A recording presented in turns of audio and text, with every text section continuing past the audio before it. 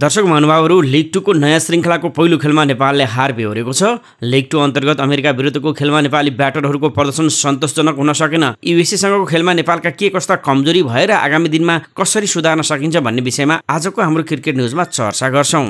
विश्वकप cricket league 2 को नयाँ श्रृङ्खला अन्तर्गत दुवै अन्तर्राष्ट्रिय क्रिकेट रङ्गशालाको पहिलो दिनको खेल नेपाली टोलीका लागि सुखद रहेन। लिग 2 को 5औं श्रृङ्खलाको पहिलो दिनको खेलमा अमेरिकाले नेपाललाई 106 रनले सहजै पराजित गर्यो। नेपाली खेलाडीहरूले न त बलिङमा कुनै प्रभाव देखाउन सके न त ब्याटिङमा नै लय समाउन सके। फलत 262 रनको चुनौतीपूर्ण स्कोर बनाएको अमेरिका विरुद्ध ब्याटिङ गर्न आएको नेपाली टोली 156 रनमै समेटियो। यो हारले 8 राष्ट्रबीच 4 वर्षसम्म चल्ने जारी प्रतियोगिताको तालिकामा नेपाल 7औं स्थानमा 12 अङ्कका साथ अड्किएको छ। अमेरिकाले भने 30 अङ्क जोड्दै शीर्ष स्थानमा रहेको स्कटल्यान्डसँग अङ्क बराबरी गरेको छ। दुबईको मैदानमा नेपालले यस अघिका खेलमा पनि ब्याटिङमा सङ्घर्ष गरिरहेको थियो। आइतबार ओपनर कुशल भोर्तेल पहिलो ओभरको दोस्रो बलमा नै आउट भएसँगै नेपाली ब्याटरको सङ्घर्ष सुरु भएको थियो। अमेरिकी बलरहरूले कसीकसाउ बलिङ गर्दै एकपछि अर्को विकेट लिन थालेपछि नेपाली टोलीले पुरै इनिङ्स दबावमा खेलेको थियो। आसिफ शेख 37 रन र भीम सार्की 29 रनमा सम्हालेर खेल्दै स्कोर बढाउने प्रयास गरेका थिए। पावर प्लेमा 35 रन जोडेर यी दुई खेलाडीहरूले नियन्त्रण बनाउन खोजेका थिए, तर 16औं ओभरमा यी दुईजना 4 बलको अन्तरमा आउट भएपछि नेपालका लागि थप कठिनाई आइपर्यो। कप्तान रोहित पौडेल 2 रनमा आउट भए भने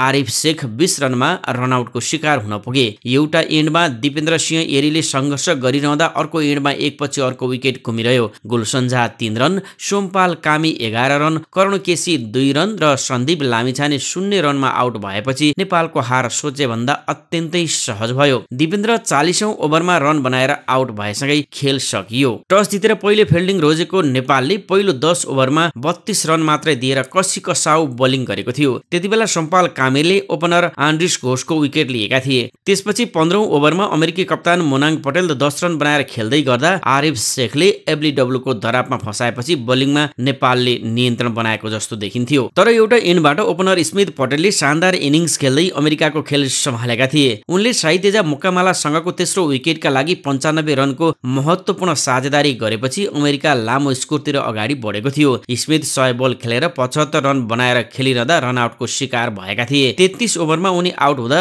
अमेरिकाको 143 रन थियो। लगत्तै सन्दीप लामिछानेले साइतेजालाई बोल्ड गरेपछि अमेरिका 145-4 को स्थितिमा आयो। खेलको यो टर्निङ पोइन्ट पछि नेपालले विपक्षीको रनको गति रोकेको थियो, तर मिलिन्द कुमारले 50 बलमा 70 रन बनाउँदै इनिङ्सलाई अझ आक्रामक बनाएपछि अमेरिका 262 रनको चुनौतीपूर्ण स्कोर बनाउन सफल भएको थियो। अमेरिकाले अन्तिम 2 ओभरमा 32 रन जोडेको थियो। अन्तिम ओभरमा कर्ण केसीले 19 रन दिएका थिए। नेपालका लागि सन्दीप लामिछानेले 2 तथा आरिफ शेख, दिपेन्द्र सिंह एरी र सोमपाल कामीले 1-1 विकेट लिन सफल भए। भर्खरै विश्वकप छनौटको उपाधि जितेर खेलाडीको मनोबल बढेको भए पनि 8 राष्ट्र सम्मिलित प्रतियोगितामा पुछारबाट दोस्रो स्थानमा रहेकाले नेपाली टोली अझै दबावमा छ। दुबईमा चलिरहेको प्रतिस्पर्धामा नेपाल सामु मुख्य 2वटा चुनौती देखिएका छन्। पहिलो कुरा, नेपालले पछिल्लो 4 महिनामा टी20 विश्वकप छनौटको तयारीमा केन्द्रित रहेका कारण खेलाडीहरूमा टी20 को शैली हाबी हुन सक्नेछ। अर्कोतर्फ नेपालले प्रतियोगितामा जम्मा 12 अङ्क मात्रै जोडेको छ। अब लिग 2 मा जोगिन नेपालले अहिलेदेखि नै बढीभन्दा बढी खेल जित्नुपर्ने स्थिति छ,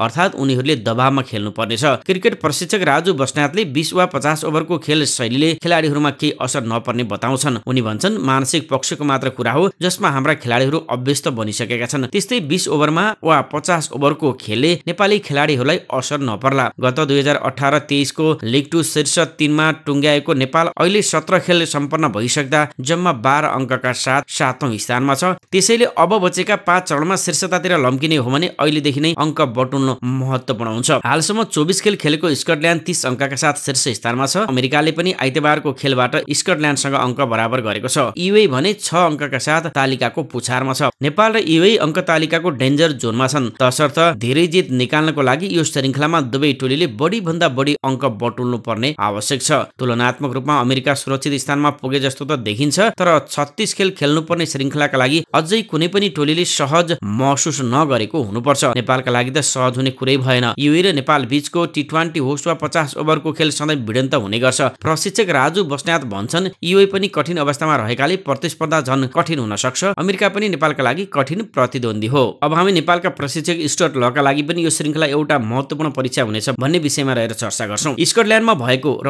स्कटल्यान्ड तथा नेदरल्यान्ड सम्मिलित लिग 2 श्रृङ्खला अस्ट्रेलियाली प्रशिक्षक लले नेपाली टोली सम्हालेको पहिलो अवसर थियो। त्यसमा उनी अत्यन्तै सफल देखिए। पुछारमा रहेर संघर्ष गरिरहेको नेपाल लिग तालिकाको शीर्ष 3 मा रहेका दुई टोलीसँग भिड्दै थियो। यस्तो कठिन अवस्थामा लको नेतृत्वमा नेपालले 4 मध्ये 3 खेल जितेर महत्त्वपूर्ण अङ्क जोड्यो। पराजित भएको स्कटल्यान्डसँगको एकमात्र खेलमा पनि नेपालले जितको अत्यन्तै नजिक पुगेर 2 रनको मात खाएको थियो। लको नेतृत्वमा नेपाली टोली अझ बलियो देखिएको छ। नेपाललाई टी20 विश्वकपमा छनौट गराएर लले आफ्नो क्षमता पुष्टि पनि गरिसकेका छन्। उनले अबको परीक्षा लिग 2 मा नेपाललाई सेफ जोनमा पुर्याउनुमा हुनेछ।